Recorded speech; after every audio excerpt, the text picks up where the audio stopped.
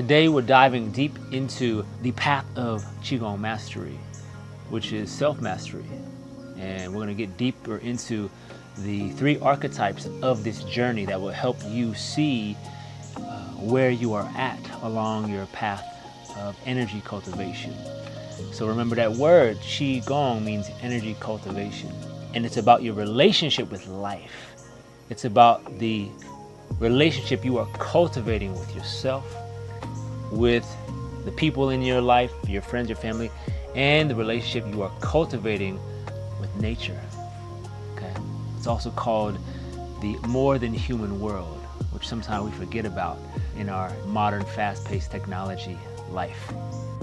These 3 archetypes are going to help you begin to see where you are on your own path, right? Your own spiritual path, right? Because at the end of the day, we have a human body, and this is our vehicle, our vessel for our soul growth. And Earth is a great schoolhouse for the soul, right? And unfortunately, we weren't given the map, right? We weren't given the directions so much. And those directions, those maps are inside of our heart and our soul.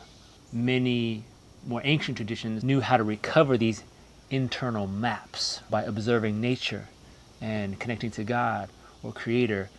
After watching this video today, you will understand where you need to focus your time and energy and what you need to be cultivating right here, right now. To fall in love with the stage that you're at and not get caught up in where you think you need to be. Sit down, have some tea with me or your favorite beverage, and let's dive into the 3 archetypes of this journey. Let's lay out high level all 3 stages, okay?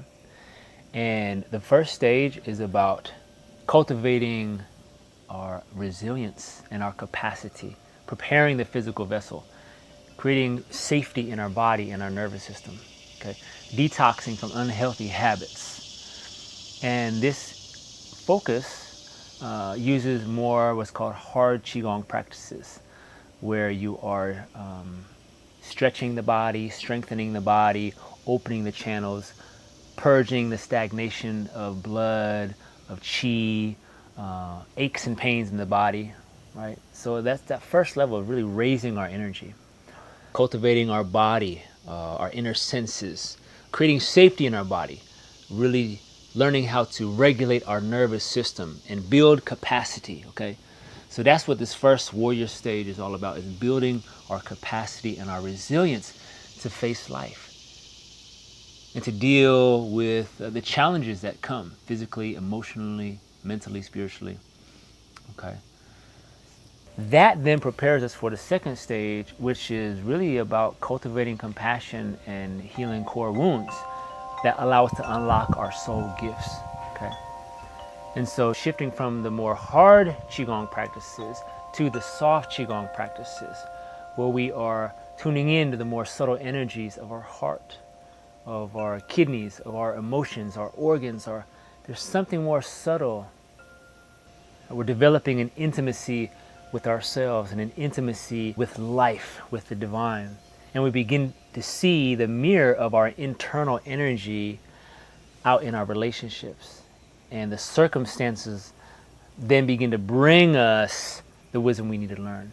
So some of the most challenging people in your life are bringing you the greatest lessons if we learn how to take responsibility. So one of the primary focuses that we are cultivating is responsibility. Responsibility for ourselves, our actions, our energy, our words, and how that affects our world and those around us, right? Really tracking our internal dialogue and tracking how much we gossip, or really paying attention to that process, right? Because what you give, you're going to get. That's the law of reciprocity, right? So from this second stage of taking responsibility for ourselves, our actions, and no longer projecting so much onto the other people around us, we're able to then move to the third stage, right? Of really, now we've contacted the soul, we've moved through some core wounds, we've developed that capacity to be with the feelings, be with the discomfort, the pain, the joy, the revelation, and be at the center of it all without needing to do something or change something or fix something. So this second stage is all about, can I be with my body, my emotions? Can I be with these parts of myself without going into a judgment or a story, right? And so this is really important. A big piece of this second stage is becoming aware of our projections outward, okay? So this stage requires radical responsibility and realizing that I am a part of the problem. If I am angry or upset with somebody, I'm projecting or I'm being a victim, whatever it is, that first step is, what is my role in this situation? How have I played a part in this dynamic? Was there a misunderstanding, a miscommunication? How can I take responsibility and acknowledge perhaps where I made a mistake, or acknowledge what's going on to bring more compassion for everyone? Or I can see where somebody in their lack of understanding or their ignorance, I can have compassion for what they did not know. And then that begins to settle down our energy, so we're not creating enemies out of all our relationships and projecting all of our core wounds outside of ourselves. This second stage is also where we begin to reveal our soul gifts. Because we built up the resilience and capacity in our nervous system, in our physical vessel, we can face our shadows. We can face our inner demons. We can face our core wounds with tenderness and compassion. And naturally that compassion begins to extend out for the other people in our life. Third stage is that of the sage. So we have the warrior, the healer, and the sage. Okay? So once we have developed a strong physical body and capacity, resilience, now we faced our shadows and reclaimed our soul in some new ways, right? We feel like we have a new identity, a new purpose, kind of a death and rebirth process. Now this third stage is that of embodying your soul wisdom and really sharing that with your community.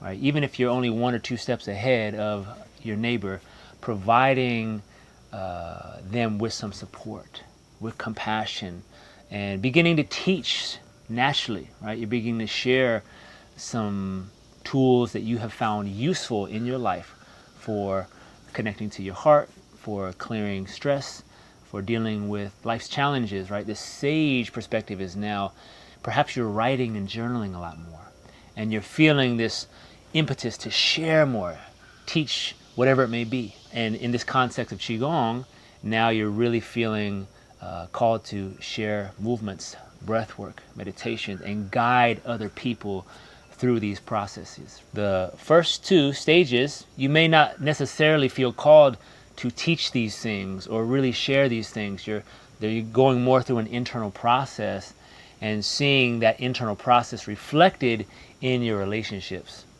Okay?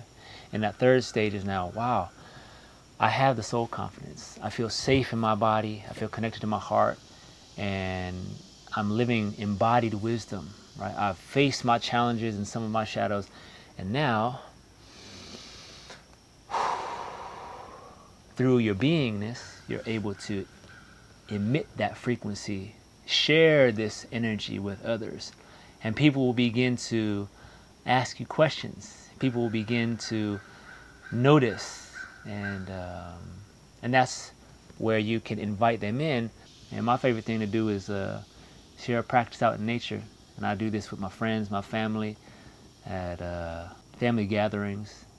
But to be quite honest, you know, in those first couple years, 2-3 years of training, you know, really making it about the internal process and sharing only when it feels necessary or appropriate to share, right? I think sometimes in our culture we think, well, how can I start to share this? And we share too soon before we've integrated it, before we've digested the medicine.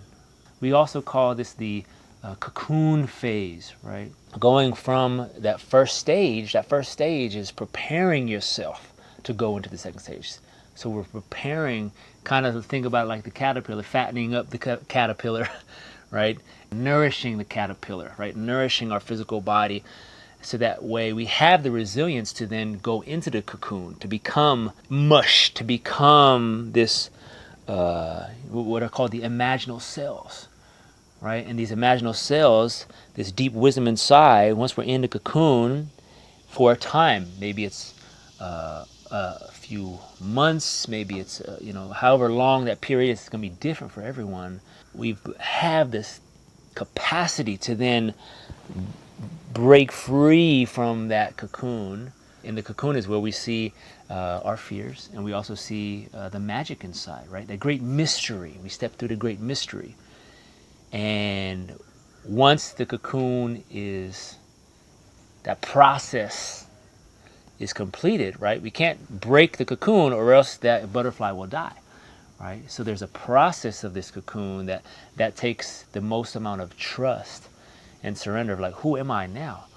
But then the Qigong practices, the energy cultivation practices, the somatic practices give us the ability to control our breath,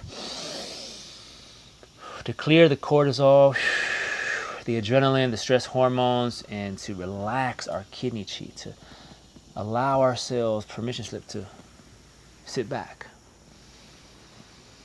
be with what is here without trying to rush forward on to the next step, and to be where we are. Qigong can be a method, a path of soul discovery that give you these somatic skills and tools to face yourself and to face your life and to change, to transform, and to become who you are meant to be from within. So it's very much an internal transformation that you will begin to see reflected in your relationships. So old friends will fall away, old relationships, old job will fall away right around that second stage. And sometimes that first stage, you need to create some boundaries in that first stage so that you can go within, right? And be aware of those people, those places, those situations that are draining your energy, right? So that first stage, really sealing those leakages, shifting some of those habits. So that way in the second stage, we're able to go deep, connect into our heart, our soul, and come out the other side ready to share our inherent gifts and inner genius with our community, with the earth, with each other. So thank you for being here today. If you're interested in learning more about Qigong, please peruse on here, pick a practice, engage in that practice daily, right? For a few weeks, for a few months, and things will begin to transform for you. I know this to be true. Please share in the comments what resonates with you, any questions you may have. Where do you find yourself on your journey? All right. Much love, y'all. Peace and blessings.